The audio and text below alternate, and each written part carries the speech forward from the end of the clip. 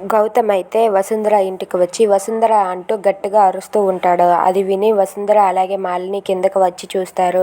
వసుంధర నా భార్య జోలికి వస్తే మర్యాదగా ఉండదు, నా భార్యని ఏమైనా చేస్తే నీకు మర్యాదగా ఉండదని చెప్పి వసుంధరతో అరుస్తూ ఉంటాడు. అది విని వసుంధర అయితే ఎవరు పడితే వాళ్ళు ఎప్పుడు పడితే అప్పుడు నా ఇంటికి వస్తే ఈసారి చంప పగలగొట్టడం కాదు, నేను వాళ్ళని నా చేతులతోనే చంపేస్తానని చెప్పి వసుంధర అంటూ ఉంటుంది. ఆ మాటలు విన్న గౌతమ్ అయితే ఇలా అంటూ ఉంటాడు, నీ అల్లుడు అరవింద్ని ఎవరో చంపించారు కదా, ఇంకొకసారి నా భార్య జోలికి వస్తే డైరెక్ట్గా నేనే నిన్ను చంపించేస్తాను, జాగ్రత్త అని చెప్పి వార్నింగ్ ఇస్తాడు. ఆ మాటలు విన్న మాలిని అలాగే అక్కడ ఉన్న బామ్మ అయితే ఒక్కసారిగా షాక్ అవుతారు.